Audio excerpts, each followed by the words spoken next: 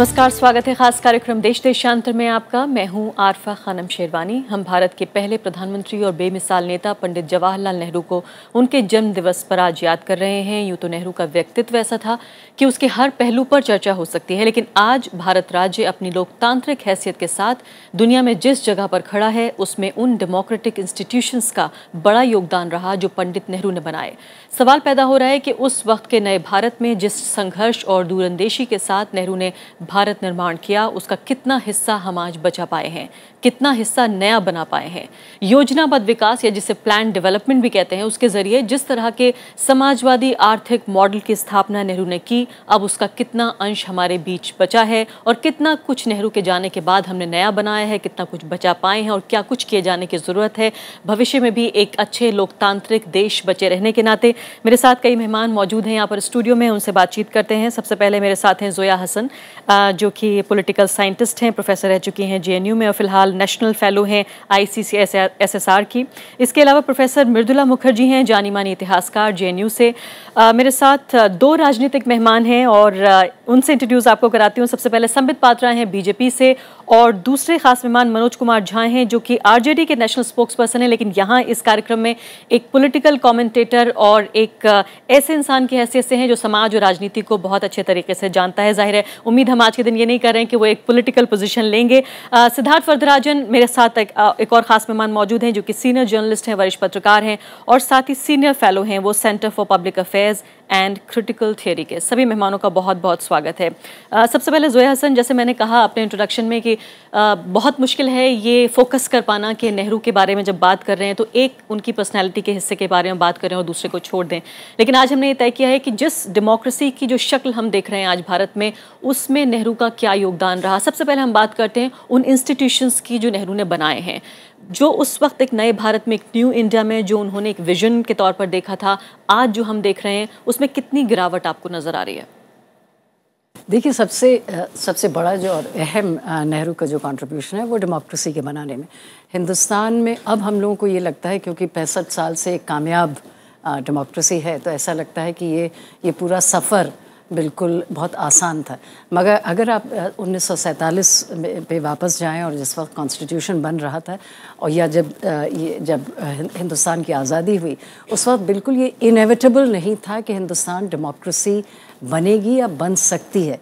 इसलिए कि उसी वक्त बहुत से और मुल्क भी आज़ाद हुए थे, उन्होंने भी कोशिश की डेमोक्रेसी बनाने की और वो ज़्यादातर मुल्क नाकामयाब रहे। हिंदुस्तान में डेमोक्रेसी कामयाब हुई और उसके बहुत ब्रीफली 2-3 वजूहात हैं।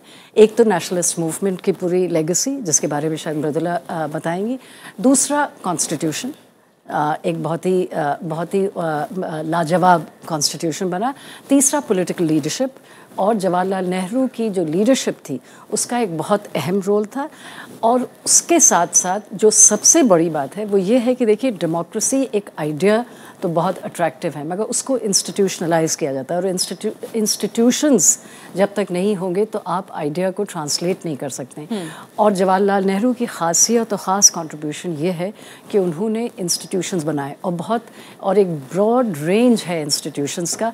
सबसे बड़ी चीज़ जो है वो तो पार्लियामेंट्री सिस्टम, और उन्होंने खुद अपने जिस तरह से उन्होंने पार्लियामेंट को, वो खुद कैसे पार्लियामेंट में थे और जैसा कि सब आजकल आपने देखा भी होगा, कई अखबारों ने इसका जिक्र किया है कि जब भी लोकसभा की सिटिंग होती थी तो जवाहरलाल नेहरू वहाँ मुस्तकिल बैठे रहते थे।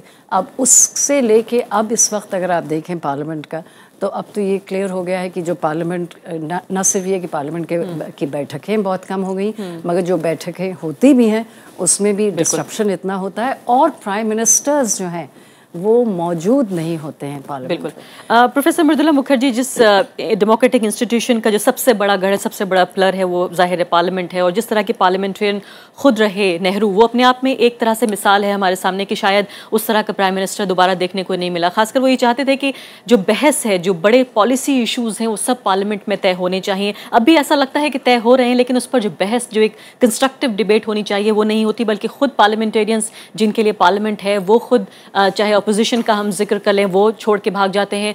ये सब कुछ किस तरह से एक गिरावट की तरफ इशारा कर रहा है? आपको लगता है कि ऐसी कौन सी चीज़ें हैं, खासकर पार्लियामेंट के अगर मद्देनजर देखें, जिनको बचा के रखना है? देखिए, हम नेहरू की कंट्रीब्यूशन की बात कर रहे हैं और पार्लियामेंट्री डेमोक्रेसी के कॉन्टेक्स्ट में आपने कहा बचा के क्या रखना चाहिए। मुझे लगता है कि जवाहरलाल नेहरू ने सिर्फ, जैसे जोया ने कहा, एक तो उन्होंने जैसे रिस्पेक्ट दिया पार्लियामेंट को, खुद उसमें बैठ के लंबे लंबे डिबेट होते थे, कई बारी बहुत बोरिंग भी होते थे, पर वो कभी उठ के नहीं जाते थे और वो ज़्यादातर डिबेट जीतते भी थे, ये भी मैंने पढ़ा। नहीं, और लोगों को इनकरेज करते थे कि तुम मुझे क्रिटिसाइज करो, गवर्नमेंट की पॉलिसीज को क्रिटिसाइज करो। जब लोग कोई क्रिटिसाइज नहीं करते थे तो वो कहते थे कि मैं बताता हूँ तुम्हें कि इसमें क्या गलतियाँ थी। एक तरह से ट्रेन करते थे लोगों को कि क्रिटिसिज्म बहुत ज़रूरी है। और इसी पे मैं थोड़ा पीछे जाना चाहूँगी। जो स्वतंत्रता संग्राम की जो पूरी विरासत थी, जो जवाहरलाल नेहरू के थ्रू इंडिपेंडेंट इंडिया को मिली, उसके बारे में एक मिनट के लिए मैं ये कहूँगी कि जवाहरलाल नेहरू का उसमें बहुत बड़ा योगदान था।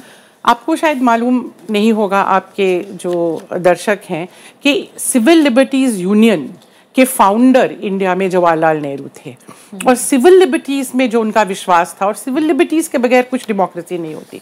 अगर फ्रीडम नहीं है आपको बोलने की, फ्रीडम ऑफ एक्सप्रेशन नहीं है आपके पास, तो डेमोक्रेसी उसके बगैर नहीं चल सकती। तो वो ये बहुत गहरा उनका विश्वास था कि गांधी जी का भी इसमें बहुत बड़ा था। और वो ये कहते थे कि सिविल लिबर्टीज़ तो तब होते हैं जब सिटीजन्स के पास प्रोजेक्ट्स ऑफ सेडिशन डिस्कस करने की फ्रीडम हो, वायलेंस की नहीं, पर प्रोजेक्ट्स ऑफ सेडिशन भी जो है उसकी भी फ्रीडम होनी चाहिए। पैमाना ही अलग था। फ्रीडम का मतलब ये होता है। दूसरी बात मैं जो यहाँ पे कहना चाहूंगी कि फंक्शनिंग डेमोक्रेसी, उनका बहुत बार कहते थे it's a way of life. Democracy is respect for your opponent, democracy is respect for the other persons point of view. तो इस पे कंसेंसस बिल्डिंग जो है कि आप सुने, समझे और कोशिश करें कि सबको साथ लेके चलें, ये एक डेमोक्रेसी सिर्फ एक फॉर्मल इंस्टीट्यूशंस नहीं है, पार्लियामेंट और एडल्ट फ्रेंचाइज और वोट देना। It's how you treat your opponent. लेकिन प्रोफेसर मुखर्जी, क्या आपको ये लग रहा है कि अभी जो डिसेंट है, जो असहमति है, कहीं ना कहीं हम उसे दुश्मनी मानने लगे हैं? अगर पॉलिटिकली अगर हम किसी चीज़ से असहमत हैं, उसका विरोध करते हैं, तो क्यों ऐसा लगता है आज के दौर में, इतने साल गुजर जाने के बाद, उस नए भारत के बाद, अब कि उसको एक पॉजिटिव सेंस में नहीं लिया जाता, जबकि नेहरू ने अलग बात कही थी? देखिए, वो कुछ एक पूरा ही कहीं पे एक डिमिनिशिंग है of the standards of public life, leaders का जो स्टेचर है, इंटेलेक्चुअल जो स्टेचर है, ये दुख की बात है। पर ये हम डिनाई नहीं कर सकते कि हमारी पब्लिक लाइफ इस वक्त जो है वो काफ़ी गिरी हुई है।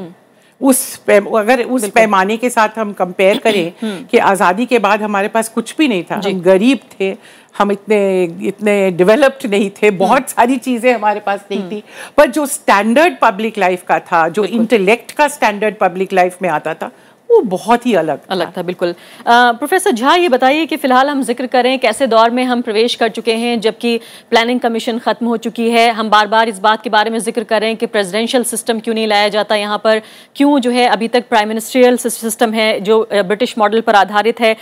नेहरू जिस तरह की बात का जिक्र कर रहे थे, जिस तरह के समाजवाद की उन्होंने बात की, वो तो शायद अब वक्त ऐसा आ गया है कि हम भूल जाएं, क्योंकि जिस तरह की कैपिटलिस्ट सोसाइटी में फिलहाल हम जी रहे हैं। लेकिन प्लानिंग कमीशन का ना होना, एक बार बार समर्थन होना एक प्रेसिडेंशियल फॉर्म का, ये किस तरफ लेकर जा रहा है हमें? सर, प्रथम तो मैं इस बात के लिए वापस फिर आप लोगों को धन्यवाद देता हूं कि इस बदले दौर में भी हम लोग एक गंभीर बहस कर सकते हैं और बातचीत कर सकते हैं, क्योंकि नेहरू जी को लेकर के बीते दिनों में जिस तरह की चर्चा हुई, और वो चर्चा कहीं से भी सुखद नहीं है। और मैंने बार बार कहा है कि नेहरू को कांग्रेस का कॉपीराइट ना माना जाए। आपको कांग्रेस से विरोध हो, किसी दल का किसी से विरोध हो, लेकिन नेहरू उतने ही ऐतिहासिक धरोहर हैं जितने गांधी हैं, और इस पर कई लोग इस पर अपनी चर्चा कर चुके हैं। मैं एक दूसरी चीज से बात शुरुआत करना चाहता हूं। एक विदेशी पत्रकार ने नेहरू जी से पूछा कि आपको सबसे मुश्किल क्या हुआ इस मुल्क में काम करने में, तो उन्होंने कहा, creating a just society with just means, यानी कि न्यायोचित समाज, न्यायपूर्ण समाज, न्यायोचित तरीके से। इसको आप देखिए, सब संस्थाओं के बनने में डेमोक्रेसी एक एडल्ट फ्रेंचाइज नहीं होती है। एक ऐसा समाज जो असमानता में थ्राइव करता था, जो उसके लिए कल्चरल रिलीजियस लॉजिक ढूंढता था, उस समाज में समता के सिद्धांत को ले जाना और उसको मासेस के डार्लिंग की तरह एक्सेप्ट करवा लेना, मैं समझता हूं ये नेहरू का योगदान है। प्लानिंग कमीशन आप खत्म कर दीजिए, आपकी इच्छा है, आपके पास जनमत है, लेकिन इस बात से इनकार ना करिए, और मैं मानता हूं कि 1991 के बाद से इस मुल्क में जो अर्थनीति हुई है उसका मानवीय पहलू गायब हो गया है। और मानवीय पहलू न सिर्फ गायब हुआ बल्कि जो नेहरूवादी सोच थी उसको हमने खारिज कर दिया बिना उसको मुकम्मल उसकी परीक्षा किए हुए।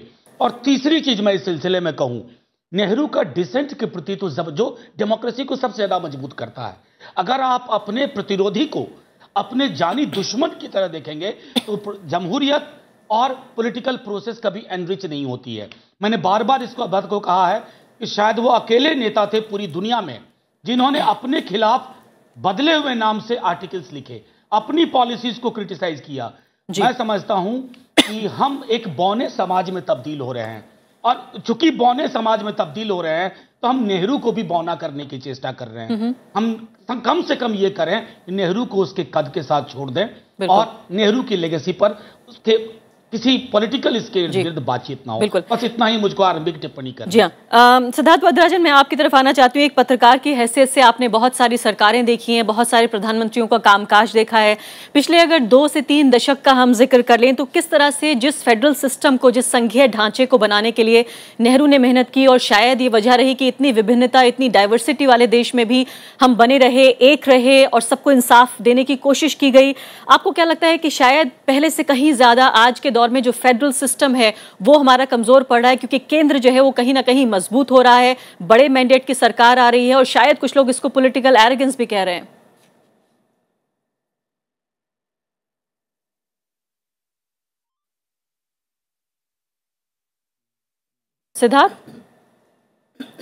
सिद्धार्थ तक लगता है मेरी बात नहीं पहुंच पा रही है। ये सवाल मैं ज़ोया हसन आपसे समझना चाहती हूँ कि क्या वाकई आपको लगता है कि जिस फेडरलिज्म का विजन, जिस सपना देखा था नेहरू ने कि हम एक ऐसे मकाम पर आएंगे जहां केंद्र और राज्यों के बीच में एक तराजू की तरह जो है वो बैलेंस होगा, क्या आपको लगता है कि वो एक तरफ झुकता नजर आ रहा है? देखिए, नेहरू के ज़माने में सेंटर तो काफ़ी स्ट्रॉन्ग था। ये तो हम नहीं कह सकते हैं कि नेहरू के ज़माने में फेडरलाइजेशन हो गया था, मगर वो कॉन्टेक्स्ट बिल्कुल मुख्तलिफ था। वो कॉन्टेक्स्ट था आज़ादी के बाद, पार्टीशन के बाद। तो नेहरू के लिए जहाँ और बहुत सी चीज़ों में उन्होंने ज़ोर दिया, उन्होंने यूनिटी के ऊपर बहुत ज़ोर दिया, नेशनल यूनिटी। और उसकी वजह से वो इसमें कोई शुबा नहीं कि वो एक स्ट्रॉन्ग सेंटर चाहते थे। तो जो फेडरलाइजेशन का प्रोसेस है ये तो काफ़ी बाद में शुरू हुआ, 70s से 80s से फेडरलाइजेशन का प्रोसेस हुआ, और वो हुआ जब कांग्रेस कमज़ोर हुई और रीजनल पार्टीज़ आई और नॉन कांग्रेस गवर्नमेंट्स बनी, तो फिर सेंटर स्टेट रिलेशंस तब्दील हुए। मगर अब तीसरा फेज़ है जिसकी तरफ आप बिल्कुल सही इशारा कर रहे हैं कि इस वक्त जो हम लोग देख रहे हैं बैलेंस और जिस तरह का पॉलिटिकल सिस्टम इमर्ज हो रहा है, उसमें यकीनी पल्ला जो है वो सेंटर का भारी हो रहा है। और सिर्फ सेंटर का नहीं, इसमें एक तरह का सेंट्रलाइजेशन है। बिल्कुल उसी तरफ मैं इशारा कर रही थी, जो केंद्रीयकरण हो रहा है। जी, और एक कंसंट्रेशन ऑफ पावर है।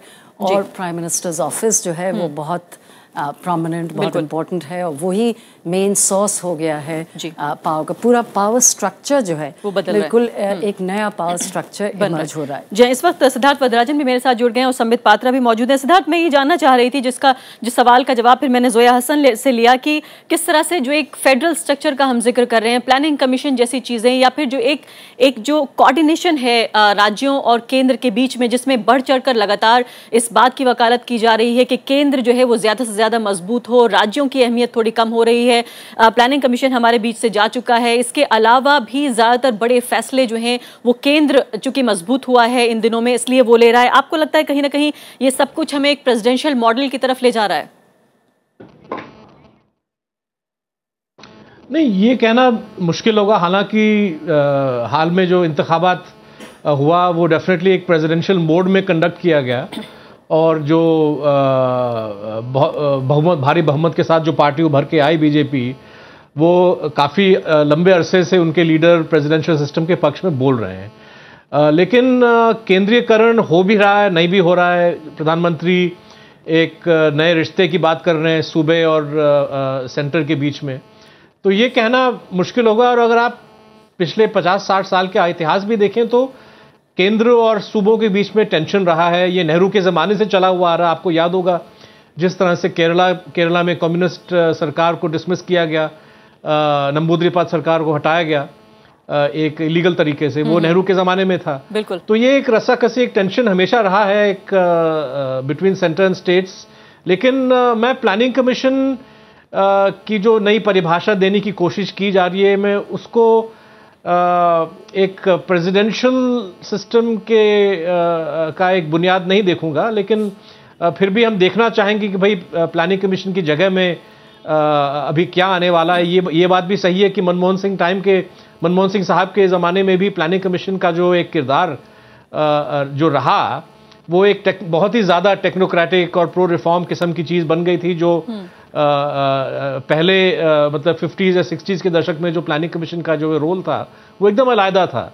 तो ये सब चीज़ें चेंज हो रही हैं, अब आगे जाके किस दिशा में जाएगी ये देखना पड़ेगा। जी, लेकिन सिद्धार्थ वज्रराजन, इसी सवाल का दूसरा हिस्सा ये भी है कि जिस तरह के प्लान डेवलपमेंट, जो योजनाबद्ध तरीके से विकास का जिक्र और जो विजन नेहरू ने देखा, चाहे वो 5 ईयर प्लान्स रहे हों या दूसरी कई चीज़ें या PSUs का निर्माण रहा हो उस तरह से, और अब जो पूरी मार्केट बेस्ड इकोनॉमी है कहीं ना कहीं, क्योंकि जब हम लोकतंत्र की बात कर रहे हैं तो उसमें सिर्फ 5 साल का चुनाव नहीं है, बल्कि जो नेशनल रिसोर्सेज है उसमें सबकी हिस्सेदारी, सबको बराबर इंसाफ मिलना, एक ऐसा प्लान डेवलपमेंट जिसमें समाज के हर हिस्से को बराबर हिस्सा मिले, आपको लगता है कहीं ना कहीं जिस तरह के इकोनॉमिक मॉडल की तरफ हम बढ़ रहे हैं नेहरू को पीछे छोड़कर, वो भी गैर बराबरी पैदा कर रहा है? देखिए, 1990 के बाद जो आर्थिक नीतियां, जो इकोनॉमिक रिफॉर्म का दौर शुरू हुआ, तब से मुझे लगता है कि नेहरू की विचारधारा और जो उनका नज़रिया था, उनको दफनाने का काम तब से शुरू हो रहा है, चल रहा है। और अब हम इतनी तेज़ी से मार्केट सिस्टम की ओर जा रहे हैं, PSUs का निजीकरण की बात हो रही है, जिस तरह से पब्लिक सेक्टर एक फाउंडेशन था भारतीय इकोनॉमी को एस्टैब्लिश करने में, वो अब सब बदल चुका है। और पिछले 20 साल में जितने भी सरकारें आई हैं, जितने भी पार्टीज आई हैं, लगभग सब ने इसी दिशा में जाने का फैसला किया है। लेकिन मुझे लगता है कि इन तमाम चीज़ों के बावजूद, जहाँ तक एजुकेशन का सवाल है, जहाँ तक स्वास्थ्य का सवाल है, चलिए मान लिया कि आर्थिक जो इकोनॉमिक पॉलिसीज़ हैं, पब्लिक सेक्टर का रोल जो 50s या 60s के दशक में होना चाहिए था या जो था, शायद आज इतना ज़रूरी नहीं है कि स्टेट कंपनीज तमाम चीज़ें बनाएं। लेकिन जो हिंदुस्तान के अवाम के जो बुनियादी मसाइल हैं, ख़ास तौर पे एजुकेशन और हेल्थ, अगर हम ये गलती करें कि हम ये सोचें कि निजीकरण के रास्ते से, प्राइवेटाइजेशन के रास्ते से लोगों को हेल्थ और एजुकेशन मिल सकता है, ये बहुत बड़ी भूल, बहुत बड़ी गलती होगी। मुझे लगता है कि कहीं ना कहीं नेहरू का जो विजन था एक पब्लिक एजुकेशन सिस्टम का, एक पब्लिक हेल्थ सिस्टम का, जो नेहरू एक हद तक पहुंचा पाए, लेकिन हिंदुस्तान की आर्थिक कमजोरियों की वजह से वो सपना पूरी तरह से साकार नहीं हो पाया। लेकिन आज के मौजूदा हालात में जब हिंदुस्तानी इकोनॉमी इतना तरक्की कर चुका है, मुझे लगता है कि पब्लिक एजुकेशन सिस्टम में इन्वेस्टमेंट करना बहुत जरूरी है, पब्लिक हेल्थ सिस्टम में इन्वेस्टमेंट करना बहुत जरूरी है। भले ही होटलों और अलग अलग चीजों से सरकार हट रहा है, लेकिन एजुकेशन और हेल्थ से नहीं हट सकता। जी हाँ, संबित पात्रा, मैं आपकी तरफ आना चाहती हूँ। आपकी पार्टी की फिलहाल सरकार है और बात ये हो रही है कि मैं सवाल की शुरुआत एक उदाहरण से करना चाहती हूँ, जिसमें जवाहरलाल नेहरू ने 1952 की बात है और हम जिक्र कर रहे हैं कि वो वहाँ अपने एक नॉमिनेट किए हुए जो कांग्रेस के नॉमिनी थे, अर्जुन सिंह के पिता थे, वो शिव बहादुर सिंह, स्टेज पर जाते हुए उनके लिए वो वहाँ कैंपेन करने के लिए गए थे। लेकिन जब लोगों ने वहाँ शिकायत की और पता चला कि भ्रष्टाचार के आरोप उनके ऊपर हैं, तो उन्होंने स्टेज से वहाँ ये कहा था कि लोग इनको हरा दें, और फाइनली वो हार भी गए थे। लेकिन उस दौर से शुरू करके 1952 में और 2014 में हम एक ऐसे दौर में हैं जहाँ फिलहाल NDA सरकार में जो मंत्री हैं, कई लोग उनके ऊपर सीधे सीधे आरोप लगे हुए हैं और उसके बाद भी प्रधानमंत्री खामोश हैं।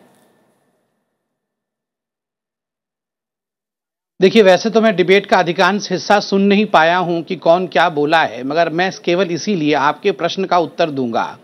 देखिए, जिस प्रकार से आदरणीय नेहरू जी मंच पे गए थे और अर्जुन सिंह जी के पिता के लिए, चूंकि वो करप्ट थे, उनके खिलाफ कहा था, वो कांग्रेस के होने के बावजूद भी, अगर आज ये खुशकिस्मती हमारी होती कि नेहरू जी जीवित होते तो सबसे ज़्यादा वो अपने ही परिवार के लिए परेशान होते, क्योंकि करप्शन का सबसे बड़ा जो तमगा आज कहीं लगा है तो वो गांधी नेहरू डायनास्टी पे ही लगा हुआ है। बोफोर्स से आरंभ करके उसके पश्चात जिस प्रकार से हमने देखा कि 2G 3G जितने भी अभी घोटाले हुए हैं, चाहे वो कोलगेट के भी हों, the buck stops somewhere and the buck stops at the address of the Gandhi dynasty. वो जाके 10 जनपद पे ही बक वहां रुकती है। हमने किताबें भी देखी, जो किताबें खुद उनके घर के लोगों ने लिखा है। तो बहुत स्पष्ट रूप से अगर नेहरू जी अभी होते तो नेहरू जी को सबसे कष्ट होता कि जिन लोगों को उन्होंने कमान सौंपने के लिए दिया था उन लोगों ने ही उनके अरमानों के गला को किस प्रकार घोंटा है। संबित पात्रा, इसके अलावा बात ये हो रही है कि डेमोक्रेटिक जो इंस्टीट्यूशंस हैं, हम उनका जिक्र कर रहे हैं, जिसमें जाहिर है पार्लियामेंट के बारे में हमने चर्चा की, ये बहस आप नहीं सुन पाए, दुर्भाग्यपूर्ण है। लेकिन इसके अलावा हम बात कर रहे हैं जो अलग अलग अंग हैं बाकी, यानी हम इंटेलिजेंस एजेंसीज का हम जिक्र कर लें, जुडिशरी की हम बात करें।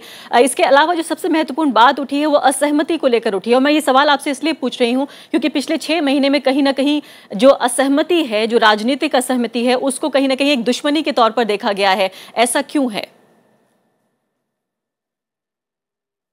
नहीं, मुझे लगता है कि ये बहुत महत्वपूर्ण सवाल भी है और जितने भी राजनेता हैं देश के, वो इस बात को समझ ले कि हम वैचारिक रूप से प्रतिस्पर्धा जरूर कर सकते हैं, वैचारिक रूप से एक दूसरे से भिन्न जरूर हो सकते हैं, मगर जिस प्रकार से एक दूसरे को हम दुश्मन के रूप में ट्रीट करने लगे हैं, ये हिंदुस्तान के सेहत के लिए, हिंदुस्तान की राजनीति के सेहत के लिए और खुद व्यक्तिगत रूप से उन तमाम राजनेताओं के सेहत के लिए ठीक नहीं है। इसको छोड़ने की आवश्यकता है। मैं 2 उदाहरण दूंगा और शायद इसमें भी मैं पॉलिटिक्स देख रहा हूं। अब देखिए, मनमोहन सिंह ने जब इससे पहले जो 15 अगस्त का भाषण था 2013 में, 15 अगस्त को उन्होंने रेड फोर्ट के रैम्पार्ट से दिया था, तो आपको ध्यान होगा उन्होंने प्रधानमंत्रियों का जिक्र किया था, एक सीरीज ऑफ प्रधानमंत्रियों का। उसमें उन्होंने एनडीए के जो प्रधानमंत्री हमारे पहले रहे, अर्थात अटल बिहारी वाजपेयी जी का नाम तो छोड़ ही दिया था, मगर आप ध्यान से देखें तो नरसिम्हा राव जी का भी नाम छोड़ दिया था और उन तमाम नॉन गांधी परिवार से आए हुए प्रधानमंत्रियों का नाम भी छोड़ा था। केवल उनका नाम लिया था, जिक्र किया था जो गांधी फैमिली से थे। और इसी 15 अगस्त को जब प्रधानमंत्री नरेंद्र मोदी जी ने भाषण दिया तो उन्होंने धन्यवाद किया अपने पूर्व के तमाम प्राइम मिनिस्टर्स को, तमाम सरकारों को, सबका नाम भी लिया और कहा कि सभी ने कंट्रीब्यूट किया है, तभी जाके आज मैं प्रधानमंत्री हूं और हिंदुस्तान जिस पोजीशन में है वो सबके कंट्रीब्यूशन के कारण है। तो मुझे लगता है हमें ये विषय समझना होगा कि सबको हमें कंट्रीब्यूशन के लिए धन्यवाद भी देना होगा। सरदार पटेल तो कांग्रेस के ही लीडर थे, हाँ, लेकिन सरदार पटेल के जो यूनिटी का मिशन था उसे अपनाया है। जी हाँ, जो अखबार में रिपोर्ट्स आई थी उस नरेंद्र मोदी की जो 15 अगस्त की तकरीर थी, उसमें उन्होंने शायद जवाहरलाल नेहरू का जिक्र नहीं किया था।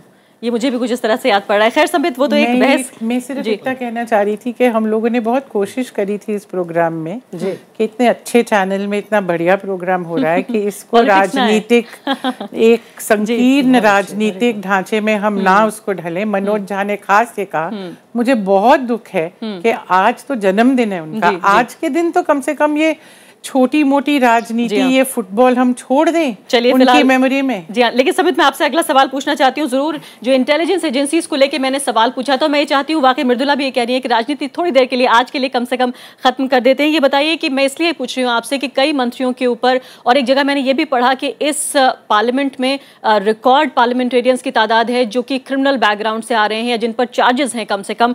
तो क्या ये माना जाए कि ये सरकार हमें आश्वस्त कर रही है आज जवाहरलाल नेहरू के जन्म दिवस के मौके पर कि जो इंटेलिजेंस एजेंसीज हैं, जो कोर्ट है, जुडिशरी है, उन सब में बिल्कुल दखल नहीं दिया जाएगा, उनको पूरी तरीके से ट्रांसपेरेंट रखा जाएगा? और खासकर मैं ये सवाल इसलिए भी पूछ रही हूँ क्योंकि प्रधानमंत्री मोदी ने ये वादा हमसे किया है कई बार। 2 विषय हैं। पहला विषय, जैसे मैंने कहा कि चूंकि मैं अधिकांश हिस्सा सुन नहीं पाया, इसलिए मुझे नहीं पता था डिबेट का दिशा और दशा किस प्रकार का था। दूसरा, राजनीतिक तभी नहीं होता है कोई डिबेट जब जो प्रश्न हमसे पूछा जाए वो राजनीतिक नहीं, वो उससे बड़े इस वर्ग का होता है। मगर जब सवाल बहुत सटीक और राजनीतिक होता है तो उत्तर भी राजनीतिक ही होगा। यानी दोष जो है वो सवाल में था, जवाब में नहीं। अभी के प्रश्न का सवाल है, जवाब तो हमें राजनीतिक ही देना पड़ेगा अगर सवाल भी राजनीतिक है। अगर आप मुझसे पूछे होते कि जवाहरलाल नेहरू के अच्छे विषयों पे जरूर रखिए तो मैं वो विषय रखता। मगर अभी भी जो आपने प्रश्न पूछा है, मुझे लगता है ये प्रश्न जो आपने पूछा है ये दिखाता है कि कहीं ना कहीं आपको हिंदुस्तान के उस सरकार पे विश्वास नहीं है जिस सरकार को खुद हिंदुस्तान की जनता ने चुना है। क्यों जुडिशरी या मीडिया या किसी भी अंग को ट्रांसपेरेंट क्यों नहीं रहने देगी ये सरकार? इस सरकार को तो जनता ने चुना है और उस बहुमूल्य मेजॉरिटी के साथ चुना है, बाकी सरकारों को भी तो जनता चुनती रही है। ऐतिहासिक है। तो ठीक है, इसीलिए the basic democratic process should not be question. अगर हम कहते हैं कि हम जुडिशरी को ही कर्टेल कर देंगे तो मुझे लगता है ये प्रश्न गलत है। नहीं, मैंने आपसे सवाल ये नहीं पूछा कि आप कर्टेल करेंगे, शायद आप डाउट के साथ शुरुआत करें। संबित, मैंने सिर्फ ये पूछा था कि ये वादा, ये आश्वासन, क्योंकि जिस तरह के भारत का निर्माण हमने अब तक किया है, मैंने इसलिए पूछा क्योंकि जब कुछ मंत्रियों पर, कुछ सांसदों पर आरोप हैं तो किस तरह से सरकार इसमें आगे बढ़ेगी। खैर, आपने जवाब दिया, इसका शुक्रिया। लेकिन फिलहाल मनोज झा, आखिरी सवाल मैं आपसे जानना चाहती हूं कि फिलहाल इतने हमने काफी आलोचना कर ली कि कितनी गिरावट आई है, क्या कुछ हुआ है, लेकिन क्या इतने सालों में कुछ बेहतरी भी हुई है? क्या सिल्वर लाइनिंग भी आप हमें दिखाएंगे? मैं समझता हूं सबसे बड़ी सिल्वर लाइन है कि संबित ने अपनी बातें रखी, जाहिर है बढ़िया से रखते हैं, लेकिन बावजूद इसके कि हमारा वैचारिक विरोध है और मैंने अपना माइक नहीं हटा दिया कि मैं इसमें शामिल नहीं होऊंगा, ये नेहरू का एक डेमोक्रेटिक डिसेंट का कंट्रीब्यूशन है और जिसको जो आज की जनरेशन नहीं समझ पा रही है। मैं तो चाहता था कि माध्यम से बताऊं कि अंबेडकर को लिखी 3 चिट्ठियां और पटेल को लिखी 3 चिट्ठियां सारे नेता पढ़ लें तो ये पता चलेगा कि डिफरेंस कितना ब्यूटीफुल हो सकता है, कि असहमति कितनी खूबसूरत हो सकती है। एक आखिरी चीज कहूंगा, हमारी यूनिवर्सिटी भी उन मॉडर्न इंस्टीट्यूशंस में थी। अभी जेएनयू के 2 लोग हमारे साथ हैं, मैं खुद दिल्ली विश्वविद्यालय में हूं। उन्होंने जो यूनिवर्सिटीज को बनाना चाहा और आज जो डिजेनरेशन हुआ है उसको भी समझने की जरूरत है, क्योंकि ये कहीं ना कहीं डेमोक्रेसी को फीड भी करता है। मैं समझता हूं कि नेहरू को एक पूरे संदर्भ में, संपूर्णता में समझने की जरूरत है और नेहरू को कम से कम पॉलिटिकल फुटबॉल ना बनाया जाए। संक्षेप में, मेरा जनरेशन बिल्कुल समय बिल्कुल समाप्त हो रहा है। संबित, संक्षेप में ये बताइए कि नेहरू से बहुत सारी वैचारिक विभिन्नताएं और असहमतियां होने के बावजूद भी एनडीए सरकार ऐसी कौन सी चीजें हैं जो उनकी विरासत के तौर पर आगे ले जाना चाहेगी? बहुत संक्षेप में। देखिए, सबसे महत्वपूर्ण विषय है, हम नेहरू को कभी भी ये ना माने कि वो किसी परिवार के धरोहर हैं या किसी पार्टी के धरोहर हैं। वो हिंदुस्तान के एक बहुत बड़े संपदा हैं और हम उनको उसी रूप में देखें तो मुझे लगता है that would be the rightful attribute to Nehru by this government. और ये गवर्नमेंट मुझे लगता है इस डायरेक्शन में कोशिश कर रही है। आप देखिए, ये कंपार्टमेंटलाइजेशन जो एक हम बांटने की कोशिश करते हैं कि कंपार्टमेंट में ही रखे एक व्यक्ति को, वो बिल्कुल उचित नहीं है। Let 1000 flowers bloom. और ये जो 1000 सोच है, विरोधाभास की सोच हो सकती है, विरोध का सोच हो सकता है, सभी एक प्लेटफॉर्म पे ब्लूम करें तभी हिंदुस्तान आगे बढ़ेगा। इस विचार के साथ हम नेहरू को नमन करें। बिल्कुल। सिद्धार्थ, आप बताइए, आप कौन से विरासत के ऐसे पहलू हैं जो आप चाहते हैं वाकई हमें नहीं छोड़ना चाहिए, शायद हमारे लिए अस्तित्व का मुद्दा बन जाए अगर हम नेहरू की कुछ चीजें छोड़ दें? देखिए, सबसे ज्यादा तवज्जो में जो बात मनोज साहब ने रखी थी कि भाई एटीट्यूड टुवर्ड्स डिसेंट, डिबेट और डिस्कशन हमेशा एक सिविलाइज तरीके से होना चाहिए। आज अगर हम सियासी मैदान को देखें तो बहुत कम ऐसे सियासतदान हैं जो आलोचना को सुनने की ताकत या क्षमता रखते हैं, जो रिएक्ट कर पाते हैं सही तरीके से, जो डिबेट को वेलकम करते हैं। तो मुझे लगता है कि ये जो हमारा जो सियासी कल्चर है, इसको प्रोटेक्ट करना, इसको और बेहतर बनाना, ताकि 50s और 60s के दशक में जैसे देखने को मिला, सुनने को मिला, उस किस्म का सियासी कल्चर अगर हम दोबारा हिंदुस्तान में उसको प्रोटेक्ट करें, उसको बरकरार रखें, उसको बढ़ावा दें, तो ये सबसे अच्छी जो है विरासत नेहरू की, वो हम आगे बढ़ा पाएंगे। मृदुल मुखर्जी, लास्ट वर्ड आपके लिए, क्या आप चाहती हैं कि पार्लियामेंट का जो गौरव हमने 50s-60s में देखा, जो सिद्धार्थ वरदराजन कह रहे हैं, वो वापस आए? एक वाक्य में जवाब दीजिए। ज़रूर चाहती हूँ कि वो वापस आए, पर उसका जो पर्पस था पार्लियामेंट्री डेमोक्रेसी का, जितने भी काम किए, वो ये था कि हिंदुस्तान का जो गरीब आदमी है, औरत है, उसकी दशा में इम्प्रूवमेंट हो। वो कहते थे कि गांधी जी ने हमें ये सिखाया to wipe the tear from every eye. हम वो तो नहीं कर सकते, पर कुछ तो हम करें, तो उस चीज को हम हमेशा सामने रखें। जी, क्या वाकई अभी भी भारत, जैसा नेहरू के बारे में कहा गया कि दूसरे जो देश हैं उनके लिए भारत की डेमोक्रेसी अभी भी एक मॉडल है? मेरे ख्याल में कुछ हद तक है, और हिंदुस्तान की डेमोक्रेसी की कामयाबी एक तरह से ट्रिब्यूट है नेहरू का। मगर दो चीज़ें हैं जो आप कि हम लोग क्या उनकी विरासत को याद कर सकते हैं। एक तो प्लूरलिज्म और डिसेंट, जैसे कि और पैनलिस्ट ने कहा, मगर उसके साथ साथ इस मौके पर और इस कॉन्टेक्स्ट में नेहरू का जो फोकस था रीज़न और रैशनैलिटी, बिल्कुल बहुत महत्वपूर्ण बात है, वो बहुत ही अहम है। इसलिए कि हम लोग एक ऐसे दौर से गुजर रहे हैं जहाँ कि हमें ये बताया जा रहा है कि हिंदुस्तान के एंशंट इंडिया में इतने साइंटिफिक एडवांसेस हुए थे जो कि ज़ाहिर नहीं हुए थे। तो वो कहीं हमारे एक इंडिकेशन है कि जो रीज़न है उसको हम लोग बाईपास कर रहे हैं। और शायद इसीलिए जो है बिल्कुल समाप्त हो गया। शायद इसलिए कहा जाता है कि जो मॉडर्न थॉट्स जो हैं वो नेहरू लेकर आए, लिबरेट जो है वो गांधी ने किया, लेकिन मॉडर्नाइजर जो थे वो नेहरू थे। शायद मॉडर्निटी और रीजन दोनों में फर्क करने की मॉडर्निटी तो लाए नेहरू, मगर उसके साथ साथ उनका हमेशा फोकस था रीजन। जी बिल्कुल, बहुत बहुत शुक्रिया हसन, आपका बिल्कुल समय समाप्त हो चुका है। मैं जानती हूँ ये बहस बहुत लंबी हो सकती है और शायद बहुत देर तक हम अभी बैठे रह सकते हैं, लेकिन फिलहाल मेरी अपनी मजबूरी है। बहुत बहुत शुक्रिया मृदुला मुखर्जी आपका, संबित पात्रा, मनोज झा, सिद्धार्थ वरदराजन। तो साफ तौर पर जिस वक्त हमने आज़ादी हासिल की उसके बाद भी 100 से ज़्यादा ऐसे देश थे जिन्होंने आज़ादी हासिल की, लेकिन शायद उनमें से बहुत कम ऐसे देश हैं जो अभी भी हमारी तरह से लोकतांत्रिक मूल्यों के साथ जी रहे हैं। बहुत सारी चीज़ें ऐसी हैं जो हमें बचा के रखनी है उन्हीं मूल्यों की, और बहुत सारी चीज़ें बनानी भी हैं। अभी के लिए इतना ही। नमस्कार।